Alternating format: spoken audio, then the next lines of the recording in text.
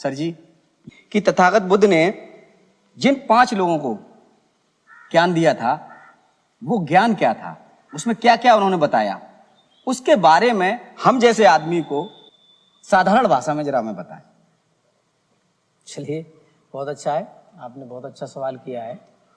असल में वो बहुत गूढ़ बात है, गहरी बात है, और आप खुद समझ सकते हो। उसको सुनते सुनते कौंडिन्य अर्हत हो गई थी, तो इसका मतलब बहुत गहरी बात है। लेकिन आपने कहा साधारण, तो इसको हाँ साधारण तरीके से भी समझा जा सकता है। वो लेवल तो नहीं होगा, लेकिन फिर भी आम लोग इसका फायदा उठा सकते हैं। भगवान ने खास तौर से यहां पर दुख निवारण की बात की थी। मैंने आपको 4 आर्य सत्य के बारे में बताया, जिसमें पहला आर्य सत्य है इस संसार का, ये सनातन सत्य है कि इस संसार में दुख है।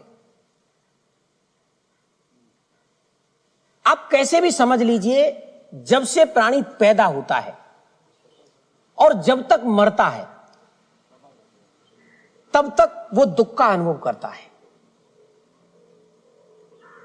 कभी कभी बीच बीच में सुख का भी अनुभव करता है, आनंद भी लेता है, वो एक अलग चैप्टर है। लेकिन जो खुशियां मनाता है, आनंद लेता है, उसके बैकग्राउंड में भी जब आप देखेंगे तो दुख होगा। जैसे छोटा सा उदाहरण आपको देते हैं। बहुत सारे लोगों को इस पर ये लगता है कि यार ऐसा कैसे बुद्ध ने बोल दिया कि जीवन में दुख है, आनंद भी तो है। तो बिल्कुल आनंद है। जब गहराई में जाएंगे तो समझ में आ जाएगा कि वाकई दुख है। छोटा सा उदाहरण समझिए। बच्चा जब पैदा होता है, क्योंकि धर्म इंसानों के लिए है, मनुष्यों के लिए है। प्राकृतिक रूप से एक बात समझिए और आप ही मुझे बताइए, जब बच्चा पैदा होता है तो पैदा होते ही रोता है या हंसता है? रोता है। किसी ने उसको सिखा दिया कि तू पैदा होगा तो रोना? नहीं सिखाया। ये प्राकृतिक बात है, बच्चा रोता है। अच्छा, सुख में रोते हैं या दुख में रोते हैं? भाई आदमी रोता कब है? जब दुखी होता है, तो दुख में ही तो रोते हैं। हाँ, दुख में जब सुखी होता है तो कहते हैं खुशी के आंसू, एक अलग बात है। लेकिन जब खुश होता है तो रोता नहीं है। जैसे बच्चा रोता है, हाँ, तो वो दुख में आंसू निकल आना अलग चीज है। जैसे बच्चा रोता है ऐसे नहीं रोता है। हाँ, वो तो दुख में ही रोता है। जबकि बड़ा इंसान है, मनुष्य, वो भी रोता हाँ, है, हाँ। तो ऐसे नहीं रोता है। बिल्कुल, तो दुख में रोता है। दुख में। तो ये कहां की कहानी है? शुरुआत की। अब बहुत अलग बात है कि ये दस्तूर है दुनिया का, जब बच्चा रोता नहीं है, पैदा हुआ और रोए नहीं, तो क्या करते हैं? उसको उल्टा करके ठोक ठाक के उसको रुलाते हैं। और जब वो बच्चा रोता है तब सब खुश हो जाते हैं, बोले अब ठीक है। मतलब थोड़ी देर के लिए वो दुख भूला था, उसको याद करा के खुश होते हैं। खैर, जो भी सही। तो जन्म होता है तब रोता है, और मृत्यु जब होती है तो ये बताइए कि कौन लड्डू बांटता है कि मेरी मृत्यु होने वाली है, लड्डू खाओ? कोई नहीं। कुल मिला के मृत्यु के समय भी व्यक्ति दुखी होता है, भयभीत होता है, परेशान होता है।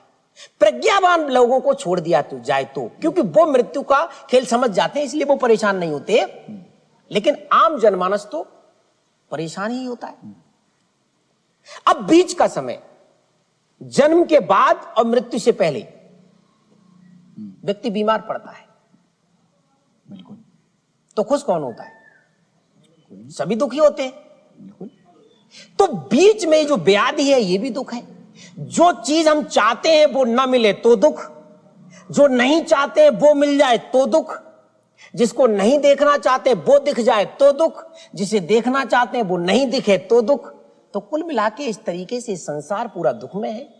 तो दुख एक आर्य सत्य है, एक ऐसा सनातन सत्य है कि संसार रहेगा तब तक ये दुख रहेगा व्यक्ति के साथ, हर प्राणी के साथ रहेगा। यानी व्यक्ति का आना दुख है। हाँ, व्यक्ति का पैदा होना ही दुख है। स्टार्टिंग हो गई, बीज पड़ गया। वैसे तो और भी गहराई की बात है, मैंने कहा ना ये बात पूरी नहीं बताई जा सकती, कुछ समझ सकते। चलिए ठीक है, आगे चलते हैं। जो सत्य है इस संसार का, अटल सत्य कहते हैं, इसको सनातन सत्य बोल सकते हैं, वो दुख। फिर जब दुख समझ लिया तो फिर दिमाग में ये भी बात आती है, यार ये दुख खत्म नहीं हो सकता क्या? तो खत्म हो सकता है। उसके पीछे का कारण जान लिया जाए तो जो भी दुख आपके साथ होता है उसके पीछे कोई ना कोई कारण होता है। तो कारण समझ लिया जाए, और कारण अगर समझ लिया ये कारण है और वो वाला कारण खत्म कर दिया तो दुख ऑटोमेटिक खत्म हो जाएगा। बड़ा सिंपल है। तो दुख पहले समझ लिया, दुख का कारण समझ लिया, और दुख का जो कारण समझा है तो फिर यह तय है कि उस दुख को खत्म कर भी सकते हैं। माने दुख अगर उत्पन्न हुआ है तो उसको नष्ट कर सकते हैं, उसका निवारण भी है। तो तीन चीजें आर्य सत्य में आ गई आपके सामने। दुख है, दूसरा दुख का कारण है, तीसरा दुख का निवारण भी है। अब दुख का निवारण भी है तो दुख के निवारण का कोई तो तरीका होगा। तो जो तरीका है वही दुख निवारण का मार्ग है, जिसको आर्य अष्टांगिक मार्ग कहा गया। ये पूरा का पूरा एक प्राकृतिक इस संसार की सच्चाई है जो बुद्ध ने जानी। यही बात उन पांचों ब्राह्मणों को जब बताई, पांचों शिष्यों को बताई, तो वहां पर जो बात बताई कोमल रूप से आर्य सत्य समझा दिया। जिस आर्य सत्य में पहला आर्य सत्य समझाया दुख है, समझ गए सभी। दुख का कारण है कोई ना कोई कारण है। क्या कारण है ये वो नहीं अभी तक जान पाए थे, लेकिन ये समझ गए इसका कोई ना कोई कारण होता है। जैसे आप और हम यहां आए तो इसके पीछे भी कोई ना कोई कारण है, जाएंगे उसके पीछे भी कोई ना कोई कारण होगा। मुख्य चीज इसमें जानने की है वो ये है कि दुख का कारण क्या है। तो दुख का कारण ही धम्मचक्र प्रवर्तन सूत्र है। जो 24 तीलियों का जो चक्र है जिसको धम्म चक्र बोला जाता है, वो धम्म चक्र में 24 बातें आती हैं। वो बातें आप समझ सकते हो, उनको कृपया बताएं। जी, मेरा प्रयास रहेगा कि आपको अच्छे से अच्छा समझा पाऊं। दुख का कारण है, सबसे पहला कारण है अविद्या, ना जानकारी। किसी चीज की जानकारी नहीं है, विद्या नहीं है, तो आप क्या करोगे? आप उस काम को कर नहीं पाओगे। आप कहीं जाना चाहते हो, उस मार्ग की आपको जानकारी नहीं है, तो चले तो जाओगे लेकिन सही दिशा में जाओगे इसका क्या पता। तो आपके पास अगर अविद्या है तो सही मार्ग पे नहीं चल पाओगे, और विद्या है माने जानकारी है तो सही मार्ग पे चले जाओगे। कॉमन बात है। तो अविद्या जब चित्त में होती है, जानकारी नहीं होती है, अध्यात्म की जानकारी नहीं है कह सकते हो आप, तो आदमी को जैसा लगता है ठीक वैसा करता रहता है। तो अविद्या जब चित्त में होती है, अविद्या रूपी अंधकार चित्त में होता है, तो किधर जाना है उसका रास्ता नहीं समझ में आता है। और अविद्या के कारण इस चित्त में प्राणी संस्कार बनाता है, और संस्कार जब बनते हैं तो संस्कार जस्ट लाइक चित्त पटल पर, चित्त भूमि पर एक बीज की तरह काम करता है। तो जैसा संस्कार आप बनाओगे वैसा उसका अंकुरण होगा। अगर अच्छे संस्कार बनाओगे तो अच्छा अंकुरण, बुरे संस्कार बनाओगे बुरा अंकुरण। तो उसके लिए आगे की प्रक्रिया चाहिए। जब संस्कार बनता है तो अंकुरण के लिए भी तो व्यवस्था होनी चाहिए, तभी तो अंकुरण होगा। अब बीज अगर आपके पास है लेकिन उसको सही वातावरण नहीं मिलेगा तो वो अंकुरित नहीं होगा। तो संस्कार हुआ, अब संस्कार को चाहिए भूमि, तो वो है नाम रूप, माइंड एंड मैटर कह सकते हैं उसे, जहां पे वो अंकुरित होगा। तो संस्कार के कारण नाम रूप उत्पन्न हो जाता है। अब जैसे ही नाम रूप उत्पन्न होता है तो फिर 6 आयतन, जिनको पाली में षडायतन कहा गया, वो उत्पन्न होता है, जिसमें आप कह सकते हो, थोड़ा सा समझ सकते हो आसानी से, वरना समझ नहीं पाओगे। आंख, कान, नाक, जीभ, त्वचा और आपका मन, चित्त, ये 6 आयतन उत्पन्न होते हैं। और हर आयतन का अलग अलग विषय है। जैसे आंख है, तो आंख का काम आंख ही कर सकती है। कान भी उसी शरीर का अंग है जहां आंख है, लेकिन आंख का काम कान नहीं कर सकता। बोले आंखें बंद कर लेते हैं, ये वाला कान से कर नहीं हो सकता। जीभ भी उसी शरीर का अंग है। आप चाहो जीभ का काम आंख से कर लो, कान से कर लो, शरीर से कर लो, ऐसे ही छू करके जीभ वाला काम कर लो, नो, नहीं कर सकते। ऐसे ही हर अंग का, जिनको इंद्रियां कहा गया है, हर इंद्रिय का अलग अलग काम है, तो उसी इंद्रिय के हिसाब से उसका विषय होता है, उसकी तृष्णा उत्पन्न होती है ऑटोमेटिक। जैसे आंख की तृष्णा है देखना, जीभ की तृष्णा में क्या आएगा? स्वाद लेना। कान सुनना चाहते हैं। आप कैसे जैसे चाहो वैसे समझ लीजिए। तो सड़ायतन उत्पन्न होता है, और सड़ायतन के कारण फिर स्पर्श होगा तो वेदना होगी। भाई स्पर्श कैसा है? कभी कभार क्या है, किसी को छूने का मन करता है, इसको छूने को मिल जाए, अच्छा लगता है। और कभी कभार किसी को छूने से बुरा लगता है, छूना तो नहीं चाह रहे, अचानक कहीं अगर छू गए तो अरे मन खराब हो जाता है। तो जरूरी नहीं है कि छूना अच्छा ही हो, खाना अच्छा हो यह जरूरी नहीं है। खाने से मन खराब भी हो सकता है, अलग अलग तरीके का खाना है। बिल्कुल। तो वेदना उत्पन्न होती है, और वेदना जो उत्पन्न होती है तो मन में फिर तृष्णा उत्पन्न होती है। ये सब चित्त में अंदर खेल चल रहा है, तो तृष्णा उत्पन्न होगी। अब तो चाहिए रे, अगर मन की आपके चित्त में जो चीज उत्पन्न होगी वो चाहिए। आंख देखना चाहता है, कान सुनना चाहता है, नाक सूंघना चाहता है, जीभ स्वाद लेना चाहती है, तो ये तृष्णा उत्पन्न हो जाएगी। और जब तृष्णा उत्पन्न होगी तो उपादान उत्पन्न हो जाएगा।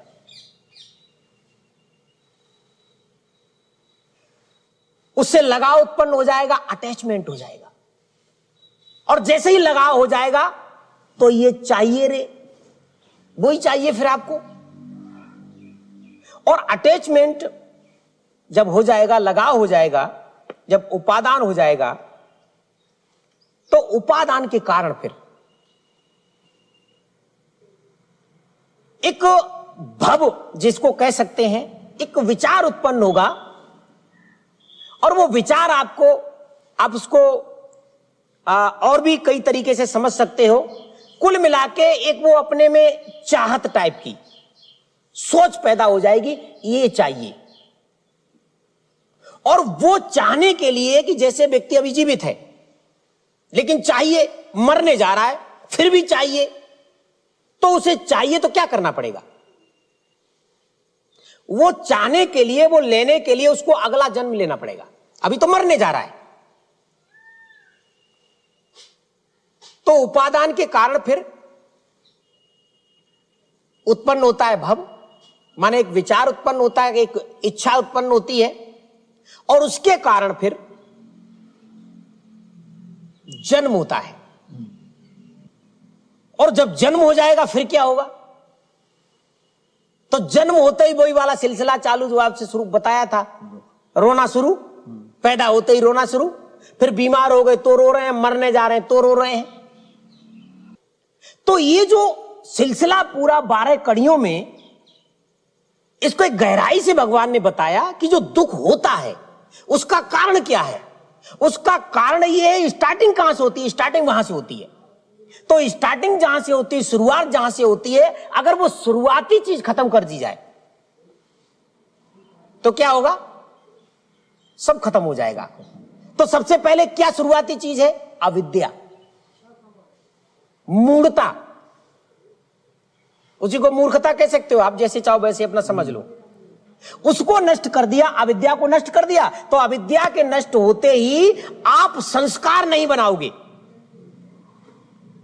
भाई अविद्या के कारण संस्कार बनता है, और विद्या नष्ट तो संस्कार नहीं बनाओगे, और संस्कार नहीं बनाओगे तो क्या नहीं बनेगा? नाम रूप नहीं बनेगा, और नाम रूप नहीं बनेगा तो 6 आयतन उत्पन्न नहीं होंगे। 6 आयतन उत्पन्न नहीं होंगे तो स्पर्श वेदना तृष्णा इनकी कोई जरूरत नहीं, ये उत्पन्न नहीं होंगे। उपादान भी नहीं, अटैचमेंट भी नहीं उत्पन्न होगा।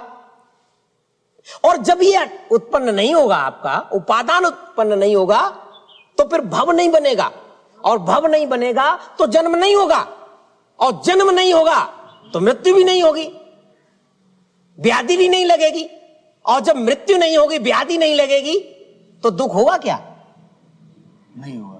दुख अपने आप नष्ट हो जाएगा।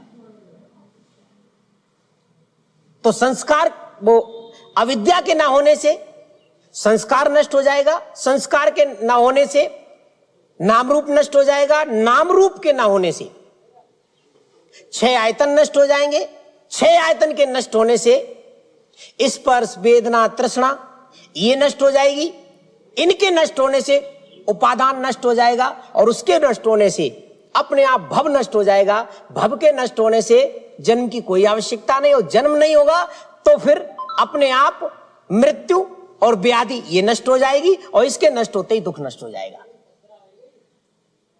ये मैंने थोड़ा आपको साधारण तरीके से बताया है, बुद्ध ने अपने तरीके से बताया होगा, मैं बुद्ध थोड़ी हूं, मैंने जैसे समझा है, जितना समझ पाया उतना बताया।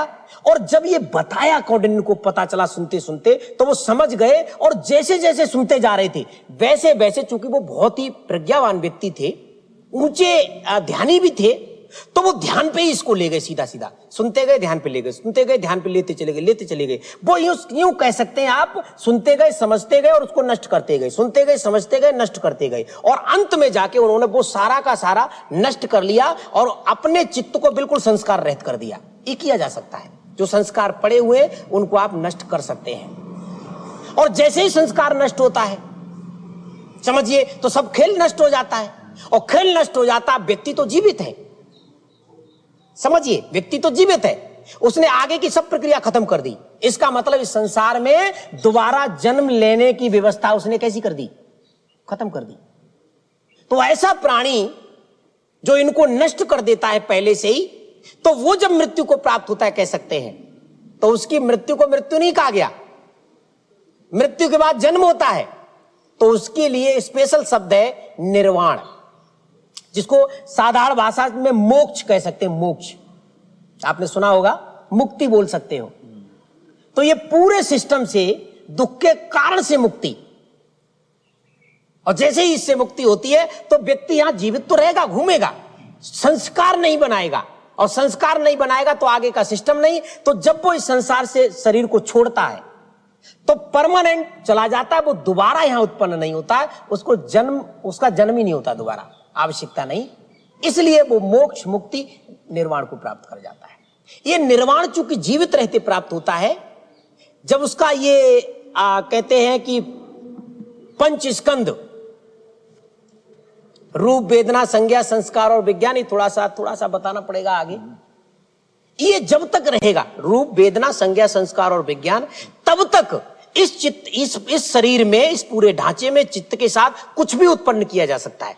हालांकि जो अर्थ की अवस्था पे पहुंच जाते, जो निर्वाण की अवस्था पे पहुंच जाते, वो उत्पन्न करते नहीं है, लेकिन परिस्थिति ऐसी बन जाए तो उत्पन्न हो भी सकता है। इसलिए वो पूरी तरीके से नष्ट होना नहीं माना जाता है, परिनिवृत्त नहीं माना जाता है। और जब वो संस्कार रहित शरीर को त्याग करता है तो उसका ये पूरा पंच स्कंद नष्ट हो जाता है, तो वो परिनिवृत्त हो जाता है, कह सकते हैं पूरी तरीके से इस संसार से मुक्त हो जाता है। तो समझ में आया, ये वाला ज्ञान भगवान ने दिया था उनको, जो कौंडिन्य ने सुनते सुनते सुनते सुनते उसका अनुभव कर लिया था। वो हालांकि बहुत बड़ी बात है। अभी तो लोगों को बड़ी ऊंची ऊंची बातें बताई जाती हैं, शुरुआती स्तर का लोगों की समझ में नहीं आता, उसमें उलझे रहते हैं। भगवान ने बहुत ऊंची बात बताई है, एक छोटी सी बात जो अंत में आप कह सकते हैं शुरुआती है मामला, लेकिन कहते हैं कुछ ना समझ में आए तो इतना तो समझ ही लेना चाहिए। कौन सा? शुरुआत यहां से होगी, प्राणियों की हत्या नहीं करना, चोरी नहीं करना, व्यभिचार नहीं करना, झूठ नहीं बोलना, नशा नहीं करना। ये 5 बुरे काम हैं। इनको अगर नहीं करोगे तो जितना फायदा हो सकता है वो आप भी समझ सकते हो। इसमें किसी ज्ञानी की, किसी गुरु की जरूरत नहीं है। इसके बाद अगर ऊंचा फायदा लेना है तो इससे बाकी की बातें सीख लो, उस पर चलो, अपने को चेंज करो, परिवर्तित करो और ऊंचे लेवल पे चले जाओ।